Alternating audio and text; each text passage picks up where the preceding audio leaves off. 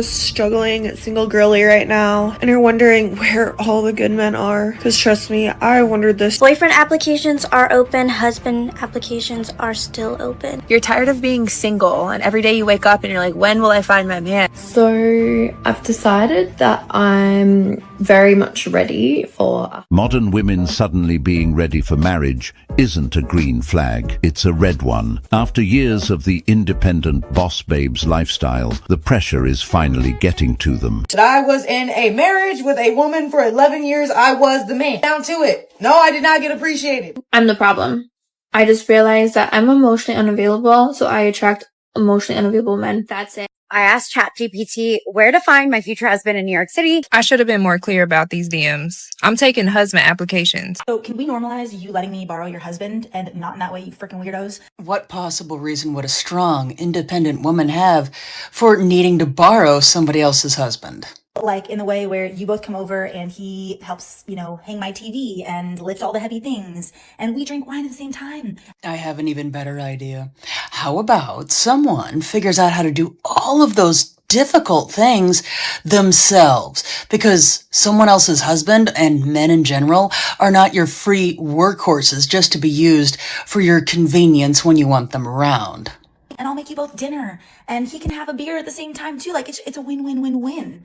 But I need to borrow your husband. No, this is just my opinion. But frankly, I am rather tired of a lot of women out there making the rest of us look rather bad, in addition to setting us back at least 50 years, if not more. Men are not something to be used just for a convenience when you need them. They are people. Do try to remember that. This woman can't be serious. She chose the independent lifestyle, and now that she's running into the reality that some things require hard physical work and labor, she's asking to borrow the husbands of other women to help her out. I guess no one told her about that part in the independent manual, because the reality is that independence means taking the good with the difficult. It means handling the responsibilities that come with the lifestyle you chose, especially the inconvenient ones. And that's where the contradiction starts to show. On one hand, the message for years has been about not needing a man and being able to do everything on your own. But on the other hand, when certain challenges come up, especially the physically demanding ones, the expectation suddenly becomes that men should still step in and help solve those problems.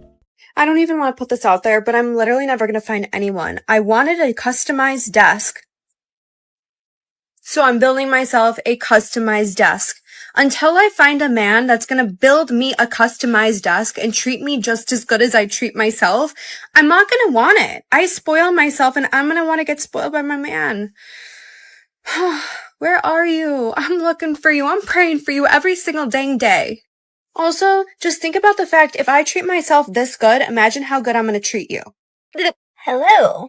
My mom told me that I need to find a husband by the time I'm 30. So, I just want to put this out there. I have big eyes, small face, and natural double eyelids. Plus, I have a nursing degree. So medical care, stable income. If you want to apply, comment below and my mom will review the application. Okay, I'm going to make this quick because I have to go into a meeting. I have 3 meetings today. I've been in the corporate life for almost half my life. For context, I'm 40 years old. I have 2 children who are 11 and 7. And I fell for it. I fell for this thing where, go to college, get your degree. If you want to have kids, you can do it all. You can have a career, you can have kids, you can just do everything. Well, I don't want to do everything. I don't want to do that anymore. I fell for that shit. Do not fall for it. Do not fall for that shit.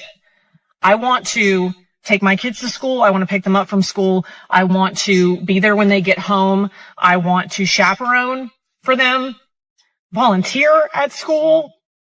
I just want to go to the gym, clean my house, do laundry, go to the grocery store, and just do not fall for that shit because it is not worth it. It's a joke. It's a joke.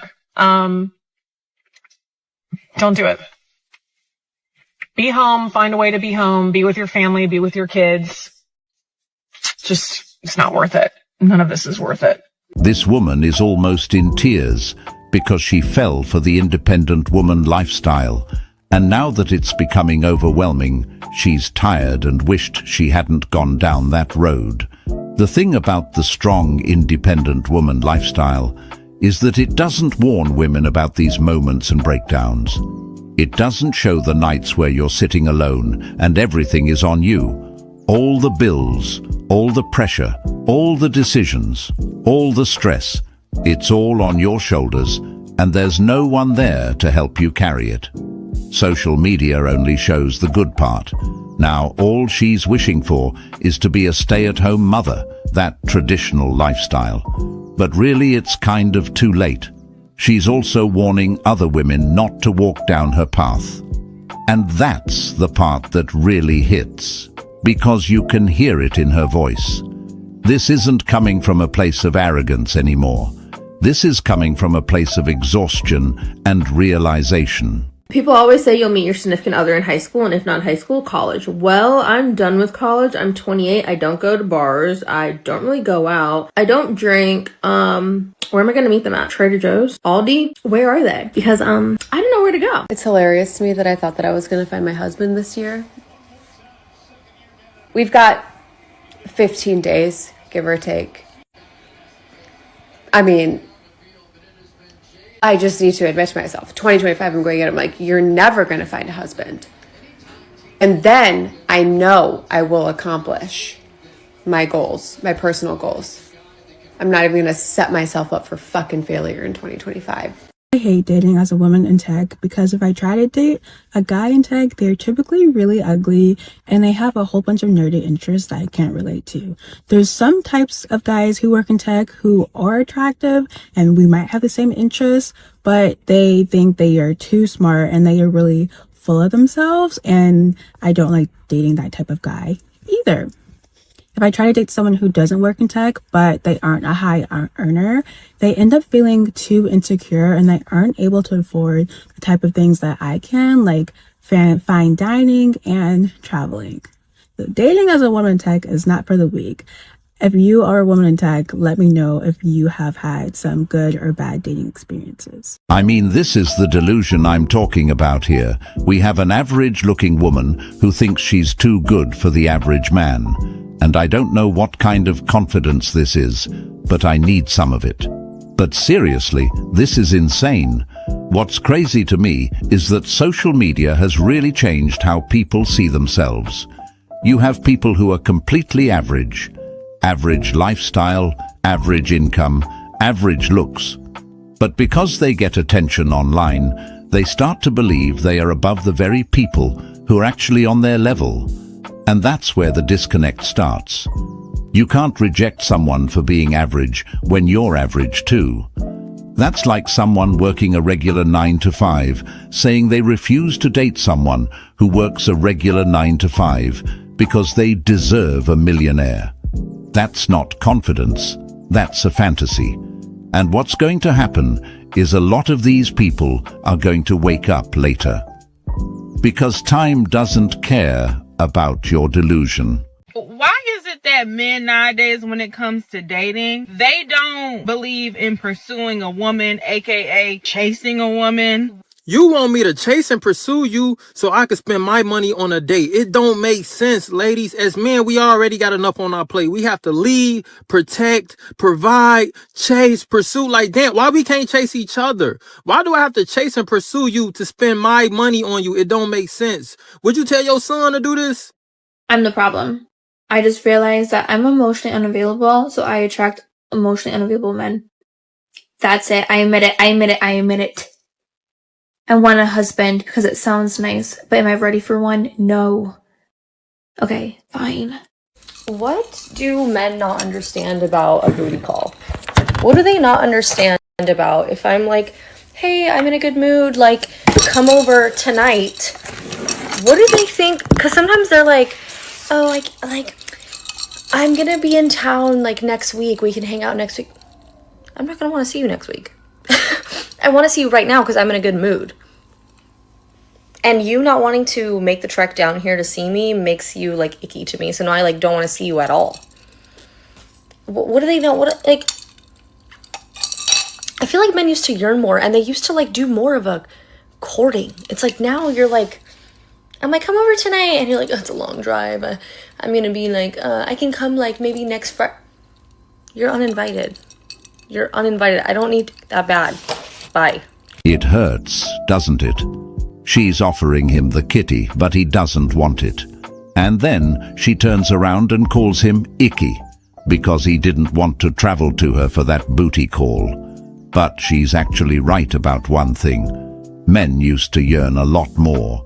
There was a time when many men would go out of their way, drive long distances, spend money, and put in a lot of effort just for the opportunity to be around a woman. The chase itself used to be part of the culture. A lot of men were willing to overextend themselves just to get attention or approval. But today, a lot of men simply don't see the point in overdoing it anymore. The effort that men use to put into chasing women has started to slow down because the incentives don't feel the same. Many men have realized that constantly going out of their way, rearranging their schedules, and investing their time and resources doesn't always lead to something meaningful. Most men are below average in looks. Most men are ugly.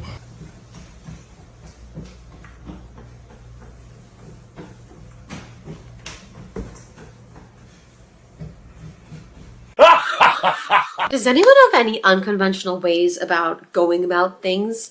And what I mean is like in terms of finding a husband. Everyone has always been doing the conventional stuff, you know what I mean? Like dating apps or like holding a sign up and being like, I'm single, you know, like what is that going to do? Or like having a billboard or something. But is there anything that's like super unconventional? Because those have already been done. So if anyone has any ideas, I am down to try, you know, like why not? This is it. This is our life. This is it. This is our life. Also for other things too. Like I have a ton of things.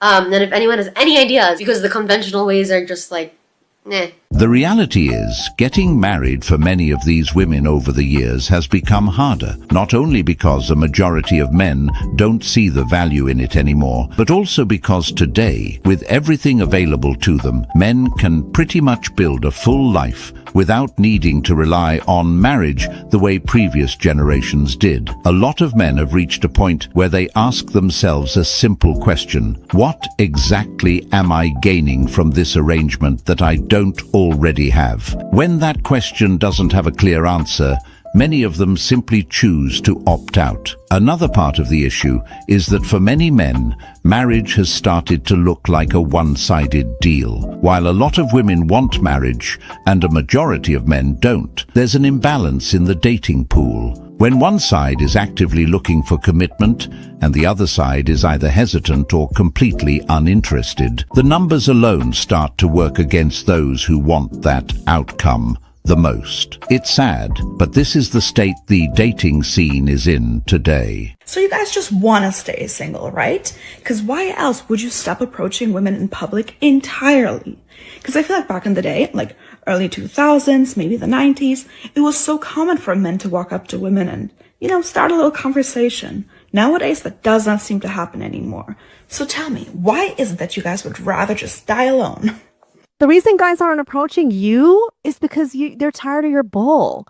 They're tired of coming over to you and getting like slapped on the hand, or you're decked out. You want them to come over to you, but you don't actually want to date them. You just want them to give you attention so you can like dismiss them and reject them. We didn't play those games. There were less mind games in the 90s and 2000s. There was no social media was not a thing. So we weren't getting a ton of attention online all the time. Our egos weren't massively inflated. So when a guy came up to us in the bar, we were like appreciative of that attention. We thought it was cute. We weren't like, you know, these just ego inflated, like narcissistic bombs. Actually, it's the opposite. Men didn't want to be single. They were forced to make a decision. Either they deal with delusion, a woman who's never satisfied, entitled, or stay single, and they chose the latter. A lot of men didn't wake up one day and say, I want to be alone for the rest of my life.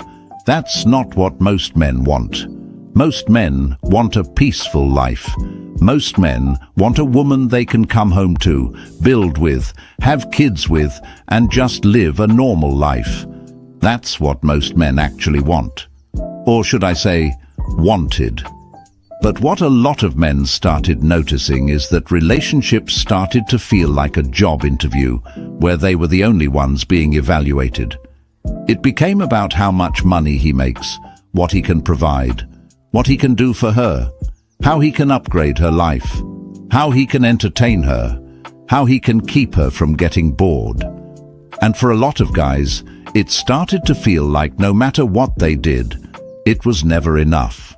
I asked ChatGPT where to find my future husband in New York City, and it told me a bunch of, like a whole list, and it even said go to Equinox. So today I signed up for Equinox, and I'll tell you guys if I find my future husband. So I've been single for 4 years. And at the beginning, it wasn't a choice. But then it became a choice.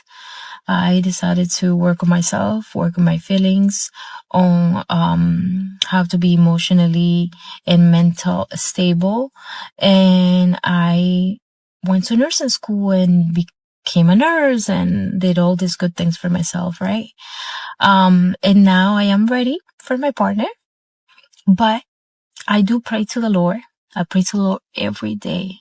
Give me a good husband. Give me someone that is not going to take me out drinking and get drunk and do all stupidity. You know, give me someone that is going to contribute to my life. Someone that is going to treat me right. Someone that don't make me down. Very important. Someone that don't make me down. Why I choose them. Because sometimes we need validation from our friends. And when you going around and you ask, is this a good thing for me? It's not. Trust me. You wouldn't be doubting yourself because what you need, you're looking for a reinforcement for that. So that's not for you. And yeah, so I'm just excited for my husband. I know God has him somewhere around there. I don't know what he's doing, but it's okay, right? Because that's what God wants. So yeah, I'm excited. If you are a single woman living in Toronto, you need to come to a landscape show because the men here are thirsty AF, okay? So if you're a single woman in the GTA and you haven't gone to a landscape show, you need to. Just go. You'll find a husband instantly because they're thirsty, all of them, staring. But you said if you want, like, fuck the finance bros, guys. This is where the money's at. Landscape show.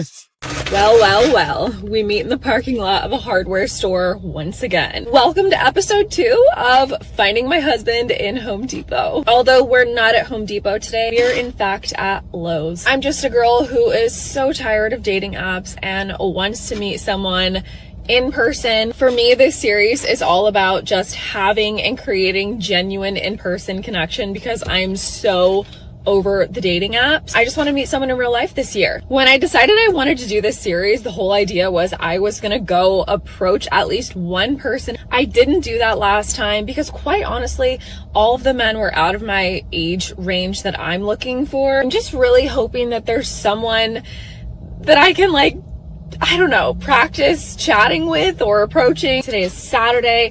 It's 11:30 a.m. Let's go see what the men in Lowe's are working with. I'm in the lumber section, but no one's here. The lumber section. I'm still not seeing guys in like the 30s and 40s age range here. Okay, there is a very cute man in his 30s, but he's holding a baby, and I'm like, I'm gonna assume he's married. Hardware? Do we go to hardware? Or gardening for all of the men who are doing yard work this weekend. I've been here for about 45 minutes to an hour, and I'm not seeing anyone cute, so I think it's my sign to leave. Where are the men? Well, there you have it. This is what women are doing these days, going into Lowe's, Home Depot, and places like that trying to find a man. And I like how she said, "Where are the men?" when the reality is the men were right there the whole time. The truth is, the men she saw just weren't the ones she personally found attractive. And that's an important detail that often gets left out of the conversation. When people say there are no men, what they often really mean is There are no men that meet the specific standards I have in mind. Because if you walk into a place like Home Depot or Lowe's, you're going to see plenty of men working, men building things. The real issue is that many of those men don't fit the image that some women have in their heads of the kind of man they want. The thing is, this trend won't die down anytime soon. In fact, we may end up seeing even more women invading men's spaces in the future. As the dating landscape continues to shift and more women start asking where they can meet men outside of dating apps, a lot of them will naturally start looking at places where men already spend their time. I've decided I am done living in America. It's time for me to move to London, find a man whose accent is smoother than a fine bottle of whiskey, and drown myself in hot tea and dairy milk chocolate. This is the life I deserve. This is the life I require. Hi, I'm Hannah, and for everyone who doesn't know, I've been single for 21 years, going to be 22 next month. Woo! So I thought it would be super fun to start a series on here where I go to a bunch of places that I enjoy, and if I find someone that I think is cute, I'm gonna ask for their number. I feel like meeting people in real life is just more my thing, and dating apps have not worked out for me, But in person, I usually end up getting really scared, but this will hold me accountable and make me remember that embarrassment is just a mindset. So if you're somebody who has had a hard time finding someone, or maybe you've just not been lucky with love, you can follow along with me and we can go through this fun journey together. So I actually just did a trial run in this Goodwill, but there was like nobody in there. So that was a flop. So now I think I'm going to go to this new drink, like fun soda place that just opened, and I'm going to see if I can find someone in there. All right. I actually came to Barnes & Noble instead. So let's go in. There was no one at Barnes & Noble either. So we're pulling out the big stops. We're at H-E-B. Okay, I literally found the love of my life in there, and I chickened out, and I didn't ask for his number. But there were so many people in H-E-B, so now I think every day I'm gonna come to this H-E-B until I find someone, and I think that might work. This right here, I can respect. This woman is 22 years old and looking for a good man for her earlier rather than later. She's thinking long term. She's thinking about building a life with someone, not just having fun, not just chasing attention, not just chasing temporary experiences. She's thinking about stability, family, partnership, and that's something many women today fail to do. And what ends up happening to them is that they end up paying for it. Dating gets harder, etc. And people don't like to talk about this part. But dating is not the same at 22 as it is at 32. And it's definitely not the same at 22 as it is at 40. The dating market changes whether people want to admit it or not. When you're younger, you have more time, more options, more energy, and more chances to build something with someone who is also still building. Can we talk about the dating apps for a minute? Because I deleted all of my dating apps right before the new year. I've had it for a long time. Like, I've had the dating apps 3 years on and off, and it does not work, in my opinion. But for some people it does. But personally, I feel like God told me, like, Jessica, you are not going to find your future husband on the dating apps. And I'm not giving up on love because I very much miss my future husband. I think he has some kind of very nice accent. He's tall, has a beard, God-fearing, and somehow he's gonna find me here in Cleveland, Ohio. I don't know. But anyway, I'm gonna have faith that God is gonna send him my way. But yeah, the glory is gonna be to him how this happens, because I feel like most of my life is just a testimony to God. And yeah, I'm gonna update you guys because I air my life on TikTok for the most part. Some of the stuff. Date tonight, so here are my hard and fast rules that'll even get me through the door. If this doesn't happen, we cancel the date. Number 1, it can't be on a weekend. Weekends are reserved for the girlies, and if you're proposing a Friday or Saturday, sorry babe, I'm busy.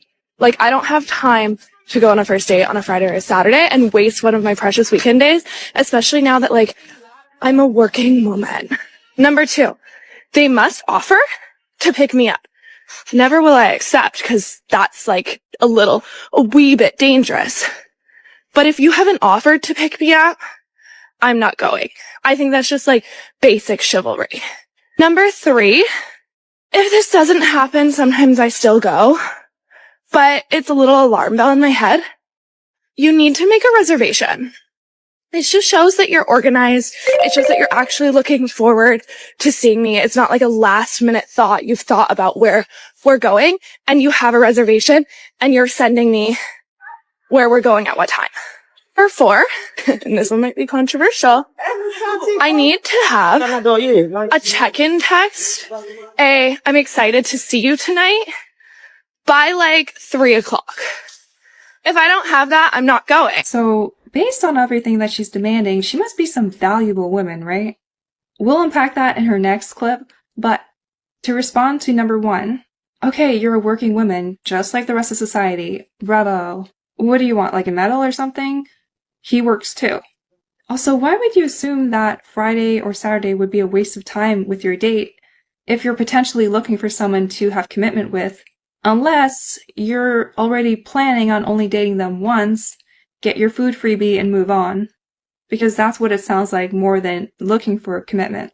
Also, for her point number 2, most men are probably not going to offer to pick you up just because, yes, the women would probably think it's creepy. I mean, rather than getting the benefit of the doubt, most of the time, women typically will assume that men are creepy rather than not. So why on earth would he even offer to pick you up? He gets himself to the date, he works just like you. Now, on the reservation part, she considers it a waste of time to use her Friday or Saturday to go out with men. So why would they think you're important enough to make a reservation for? What have you done to earn that when you already decided that it's a waste of time? Clearly, if you ask this woman to just go on a walking date or just go on a coffee date, she would be appalled. And this check-in text is so ridiculous. Why can't you send us check-in text? I didn't even know about this until I started seeing these women talk about it on TikTok. There's all of these little rules, like the fact that he has to text by 3 o'clock. Now, she does say that last rule is not set in stone, but the fact that he has to think with all these... The reality is, women like this will be dating for a very long time because of their own standards. They have these very specific rules they expect a man to follow, and if they don't, it's some kind of red flag. She said that a man must offer to pick her up, not that she's going, but she wants to see some kind of chivalry. I don't even get that because now you're creating tests for people who don't even know you yet. That's what it sounds like to a lot of men. Tests, not conversations, not getting to know each other, not two people figuring each other out. It starts to feel like hidden rules. If he does this, he passes. If he doesn't do this, he fails. And honestly, all of that comes from entitlement. It's this mindset of, I deserve the best, I deserve this, I deserve that, without asking the other question that nobody wants to ask anymore. What do I deserve based on who I am, how I treat people, and what I bring to someone's life? Fellas, I'm sick of it. Let me tell y'all something. You cannot make these women happy at all. Because if you don't got a job, she gonna leave you. If you got a job and you work too much, she gonna leave you. If you don't have nothing, she's gonna leave you. If you try to build something, she's gonna leave you. Women are only with men because of the convenience, or maybe even the idea of having a man. Okay? Women, they don't want to sacrifice nothing. They don't want no responsibility for nothing. They don't want to go 60-40. They don't want to go 40-60. They don't want to go 50-50. They don't want to do nothing. All they want is the benefit of a kink. But they do not want to have the patience and do what it takes to help him build the kingdom. So this is where you need to wake up. You need to realize what type of women that you're dealing with and go get you a woman that believes in your dream, in your kingdom, and that's willing to go 50-50 with you, 60-40 with you. Oh, baby, I ain't doing this. Oh, baby, I ain't doing that. Get rid of her. If she can't do that, get rid of her. I don't care how her mom and daddy made her fine. Get rid of her. She isn't wrong. A lot of women out here really just want the finished product. They don't want responsibility or pressure. They want the package ready-made. They want the man after he's already built himself up. After he already struggled, they want the end result. Even after that, it still won't be enough for them. Because the reality is, a man can give a woman everything and she still will find a reason to leave. Not all women, but a lot of men feel like today, nothing is ever enough. You can give love, money, loyalty, stability, a home, trips, experiences, and somehow the relationship still fails because she's not happy, or she wants to find herself, or she thinks there's something better out there. So, from a man's perspective, that risk starts to look very scary.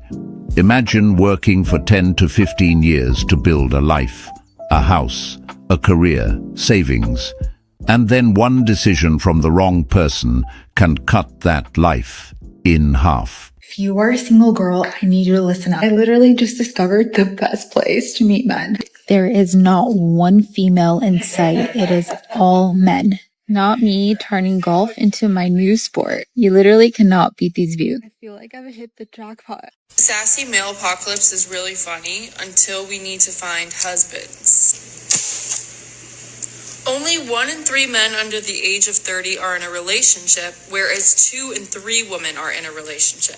How is this possible? Women are dating older. If you have 50 men on Tinder and 50 women on Tinder, 46 of the women will give all of their attention to 4 men.